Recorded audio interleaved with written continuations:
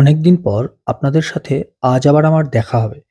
আর সেই দেখা করার স্থান হিসাবে বেছে নিলাম ভারত সেরা এক স্থানকে। ওই স্থানে যাওয়ার জন্য আমরা বহরমপুর কোর্ট স্টেশন থেকে অটোতে চেপে বসলাম। আমাদের প্রথম গন্তব্য লালবাগ সদর ফেরিঘাট। আমি পার্থ, তাহলে আপনাদের সাথে নিয়ে চলতে থাকি আর বলতে থাকি ধীরে ধীরে আজকের গল্প। দেশের ৩১টি রাজ্য ও কেন্দ্রশাসিত অঞ্চল থেকে প্রাপ্ত ৭৯৫টি আবেদনের মধ্যে ২০২৩ সালে সেরা পর্যটন গ্রাম হিসেবে নির্বাচিত হয়েছে মুর্শিদাবাদের কিরিটেশ্বরী। শিয়ালদা লালগোলা রুটের বহরমপুর কোর্ট অথবা লালবাগ স্টেশনে নেমে টোটোয় করে সদরঘাট এবং ফেরি পারাপার হয়ে ওপারেও সদরঘাট থেকে টোটোয় করে কিরিটেশ্বরী যাওয়া যায়। এছাড়াও আজিমগঞ্জ রুটের ডাহাপাড়া ধাম স্টেশনে নেমেও টোটোয় করে কিরিটেশ্বরী যাওয়া যায়। সকালের সোনালি রোদ গায়ে মেখে গঙ্গার সৌন্দর্য উপভোগ করতে করতে পার হয়ে চলে আসলাম এই পারে। এই পারে এসে দরদাম করে একটা টোটো ভাড়া করে নিলাম আর টোটোয় চেপে চললাম কিরিটেশ্বরী মন্দিরের উদ্দেশ্যে। অবশেষে মন্দিরের ভেতরে প্রবেশ করলাম। এই কিরিটেশ্বরী মন্দির নিয়ে অনেক মত এখানে প্রচলিত আছে। মন্দির চত্বরে দুটো মন্দির আছে। আমরা প্রাচীন মন্দিরটায় প্রবেশ করলাম। বর্তমানে দুটি মন্দিরই নিজেদের আদি হিসেবে দাবি করছে। কিরিটকণা গ্রামে এই কিরিটেশ্বরী মন্দির অবস্থিত। মন্দিরের সেবাইত আমাদের বললেন মন্দিরের ইতিহাস। একান্ন খণ্ড, হ্যাঁ সতীর খণ্ড, মুকুট কপাল নয়, ইতিহাসটা ভীষণ বিকৃত। হ্যাঁ, আমরা তো জানি মুকুট বা না, কপাল। ইতিহাস ভীষণ বিকৃত। কেউ বলছেন মুকুট, কেউ বলছেন কপাল, কিন্তু আসল তথ্য হচ্ছে স্কালটা। আচ্ছা করটি থেকে কিরিটি কথা নেই। আচ্ছা, করটি মাথা। খুলি তিনটে পাঠ: সূর্য, চন্দ্র, জ্ঞান, ব্রহ্মা, বিষ্ণু, মহেশ্বর। এখানে শিলাটা লক্ষ্য করে দেখেন তিনটে পাঠই রূপান্তর। হ্যাঁ, একটা দুটো তিনটে। নকশার মধ্যে মা। হ্যাঁ বাকি যে নকশা দেখছেন এটা ফুল পাতালতা নয়, এটা বৌদ্ধতন্ত্রের শ্রীযন্ত্র। আচ্ছা একসময় এখানে বৌদ্ধতন্ত্রের প্রভাব ছিল। আচ্ছা। খিলানটা দেখছেন, খিলানটা হ্যাঁ। আঁচটা দুপাতে জ্বালাও, দুপাতে জ্বালাও, জ্বালিয়ে জ্বালিয়ে বাইরে বসে। খিলানটা যেটা দেখছেন, খোপটা, আঁচটা, এটা ইসলামিক আর্কিটেকচার। আচ্ছা খোপটা। আচ্ছা আচ্ছা। আর এই হলো আমাদের হিন্দু হিন্দু স্থাপত্য, স্থাপত্য। আটচালা কালীঘাটের মধ্যে। আচ্ছা আচ্ছা। হ্যাঁ বৌদ্ধ, ইসলাম, হিন্দু। হ্যাঁ, হ্যাঁ। বাইরে বেরিয়ে গম্বুজটাকে দেখবেন, চারটে চাল দেখবেন, স্ট্রেট নয়, চাল আছে এইরকম। আচ্ছা। এর মধ্যে তিনটে ধর্ম, চার চালাটা হিন্দু, পেটটা ইসলাম, আর অগ্রভাগটা বৌদ্ধ। নেপালের, তিব্বতের মন্দিরগুলো দেখবেন, এটাকে প্যাগোডা বলা হয়। প্যাগোডা। এই হলো মা কিরিটেশ্বরীর মূল মূর্তির ছবি।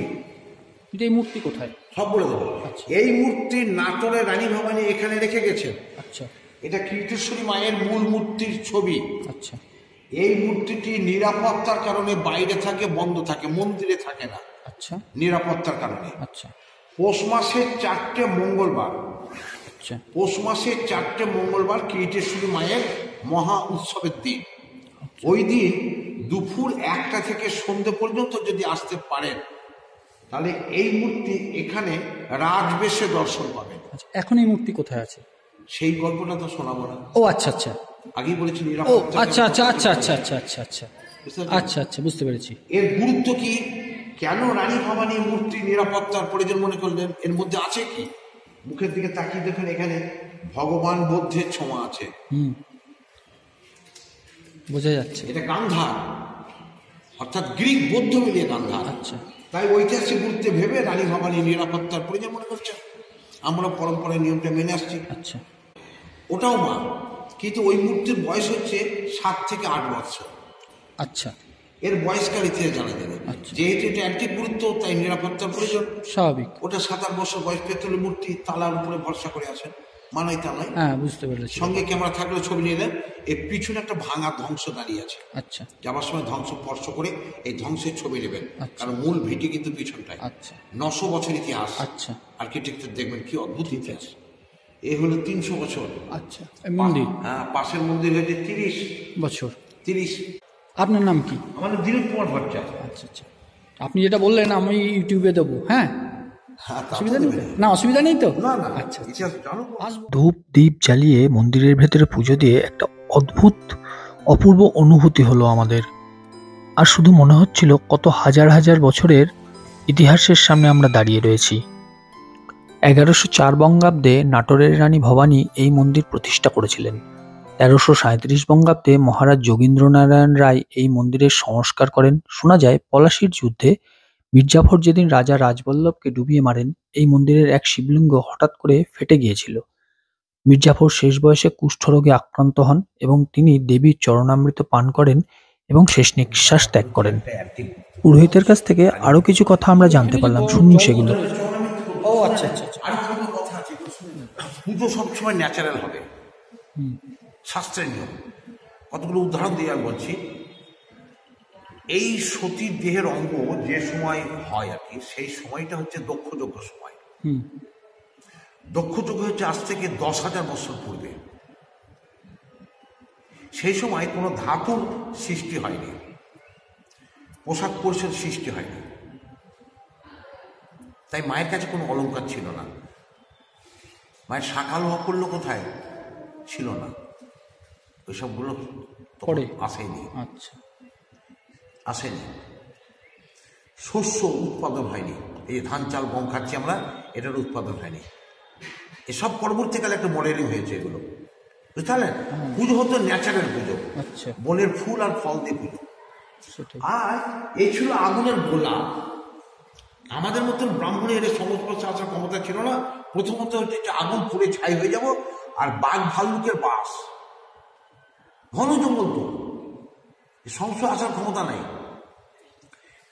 তান্ত্রিক কাপালিকরা পুজো করতো, কাপালিক, যারা মন্ত্র শক্তি দিয়ে জন্তু জানোয়ারকে বশ করতে পারে। তারা ওপেন এই আগুনের গোলাটাকে পুজো করত বনের ফুল আর ফল দিয়ে। যুগের পরিবর্তন ঘটেছে, যুগ যুগান্তর ফলে এই আগুনের গোলা এখন হয়ে গেছে শিলাতে রূপান্তর। এবার আমরা সুযোগ পেয়ে গেছি যে আমরা বিভিন্ন জন বিভিন্ন রকম বাহাদুর হয়ে গেছি। আপনি দেখুন, ন্যাচারাল পুজো, খোলা পুজো হবে। কামাখ্যা চলে যান, কামাখ্যা তো মায়ের গোপন অঙ্গ, সেখানেও কিন্তু খোলা পুজো হচ্ছে, ন্যাচারাল পুজো। ন্যাচারাল পুজো। মায়ের গোপন অঙ্গ যদি খোলা পুজো হয়, ওগুলো কাপড় দিয়ে ঢাকা থাকবে কেন? এ প্রশ্ন উত্তর পাওয়া যাবে না, সবাই বলবে তিক্তত হয়ে যাবে। আসল জায়গাতে ধাক্কা মারলেই এগুলো কি হচ্ছে, ঢেকে দিলেই পয়সা। ঝটপট করবেন, ড্রাইভারের সঙ্গে সেটিং থাকবে আমার, ও আমাকে বলবে ঠাকুমশাই দেখুন বাইরে থেকে এসছি, একটু দেখিয়ে দেন, এই ধমক দেবো, ওটা সবটাই আমার হবে না। কাউকে বলবেন না, সে কথা বলবো। মাকে প্রণাম জানিয়ে মায়ের আশীর্বাদ নিয়ে আমরা গর্ভগৃহ থেকে বেরিয়ে আসলাম পরবর্তী গন্তব্যে যাওয়ার উদ্দেশ্যে। এই মন্দির দর্শন করে আমার একটা জিনিস মনে হয়েছে, সত্যি এটা হিন্দু, বৌদ্ধ এবং মুসলমান ধর্মের সমন্বয় গঠিত। মন্দিরের আর্কিটেকচারটা দেখে এটাই মনে হচ্ছে সত্যি তিনটে ধর্মের মিলনস্থল এটা।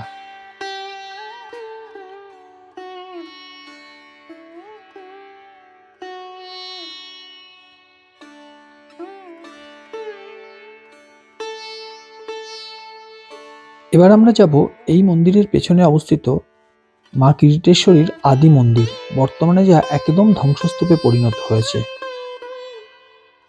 আর এই হচ্ছে হাজার হাজার বছরের ইতিহাসের সাক্ষী হয়ে দাঁড়িয়ে থাকা মা কিরিটেশ্বরীর আদি মন্দির।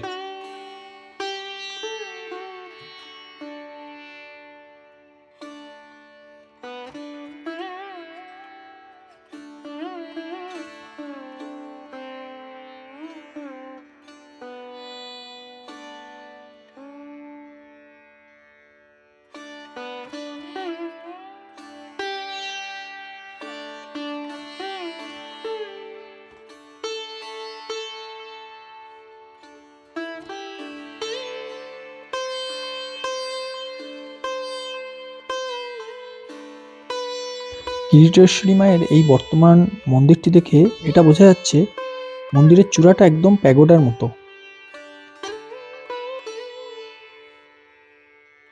দাবি করা হয় এটাও কিরিটেশ্বরী মায়ের আদি মন্দির। কথিত আছে কিরিটেশ্বরী মাকে লুকিয়ে রাখা হয়েছিল সেই গুপ্ত মন্দিরে। এবার আমরা যাব। এখানে কোনো থাকার হোটেল নেই, সে কথা বলাতেই আমাদের টোটোওয়ালা বললেন এখানকার মানুষের সঙ্গে আত্মীয়তা করে নিলেই থাকতে পারবেন। এই হচ্ছে কিরিটেশ্বরী মায়ের গুপ্ত মন্দির।